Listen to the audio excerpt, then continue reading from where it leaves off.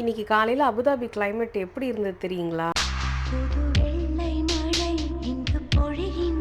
பார்க்கவே செம்மையாக இருக்குல்லங்க. அதுக்காக பனித்துளி மேலே பொழிஞ்சிச்சான்லாம் கேட்காதீங்க. கார் மேலே தான் பொழிஞ்சிட்டு போகுது. கிளைமேட் மாறப்போகுது அப்படின்னாலே இங்கே இந்த மாதிரி தான் இருக்கும். ஸோ அடுத்து சம்மர் ஸ்டார்ட் பண்ணுறதுக்கான சிம்டம்ஸ் தான் இதெல்லாம். லைட்டாக எல்லாருக்கும் அங்கங்கே கோல்டு எஃபெக்ட் ஆகிட்டு இருக்கு. எனக்குமே அந்த பிரச்சனை இருக்குது. எல்லோரும் கொஞ்சம் ஜாக்கிரதையாக இருந்துக்கோங்க. என்னதான் வெயில் அடித்தாலும் மழை பெஞ்சாலும் இவங்க 2 பேர் மட்டும் காலையில் வெளியே போகிறத ஸ்டாப் பண்ணவே மாட்டாங்க. 2 பேரும் வாக்கிங் கிளம்பிட்டாங்க. லியோவை இப்போ கூட்டிகிட்டு போக வேண்டாம், அப்புறமா நான் 1 hour கழித்து கூட்டிகிட்டு போகிறேன்னு எவ்வளவோ சொன்னேன். என் பேச்சு அவர் கேட்கல. பரவாயில்லன்னு கூட்டிகிட்டு போயிட்டாரு. கடைசியாக ரிட்டன் வரும்போது எப்படி வந்தான்னு தெரியுமா? நல்லா நனைஞ்சு போய் பூனைக்குட்டி மாதிரி வந்தான். அந்த கேப்பில் நம்ம போய் கொஞ்சம் டிஃபனை செஞ்சிடலாம் அப்படின்ட்டு நான் கிச்சனுக்குள்ளே போயிட்டேன். எப்பவும் போல் இந்த காலையில் இப்போ காஃபி டீ எல்லாம் கட் ஆகிடுச்சுங்க.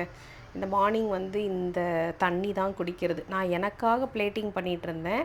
அதுக்குள்ளே இவர் ஆஃபீஸ்க்கு ரெடியாகி வந்ததுனால என்ன பண்ணிட்டார்னா, என்னோட பிளேட்டிங்லேயே அவர் கூடவே சேர்ந்து ஒரேடியாலாம் ஃபுட் கண்ட்ரோல் பண்ண முடியாது, அதனால் கொஞ்சம் கொஞ்சமாக தான் நம்ம குறைச்சிக்க முடியும் அப்படின்னு சொல்லிட்டு அவரோட பிளேட்டிங் இப்படி தான் இருக்குது. இப்போதைக்கு என் பிளேட்டிங்கும் இப்படி தான் இருக்குது. கொஞ்சம் கொஞ்சமாக தான் குறைக்க முடியும். நார்மலாக கூட நம்ம சாப்பிடாமல் இருந்துடலாம் போல் இருக்குங்க.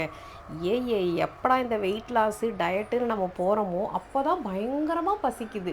பசி எடுத்துக்கிட்டே இருக்குது. சும்மா இருந்தால் கூட பசி எடுக்கிற மாதிரியே ஒரு ஃபீலிங் இருந்துக்கிட்டே இருக்குது. ஃபஸ்ட்டு இந்த பிரம்ம நம்மளை விட்டு போனால் தான் நமக்கு உடம்பு குறையும்னு நினைக்கிறேன். அதனால் அப்படியெல்லாம் ஃபுட் கண்ட்ரோல் பண்ண முடியாது அப்படிங்கிறதுனால நான் என்னோடய இன்டேக்லேயுமே 50% கம்மி பண்ணியிருக்கேன். அவசரமாக உடம்பை குறைக்கணும், இம்மீடியட்டாக 2 கிலோ குறைக்கணும், 3 கிலோ குறைக்கணும், அந்த மாதிரிலாம் எண்ணமே எனக்கு இல்லைங்க.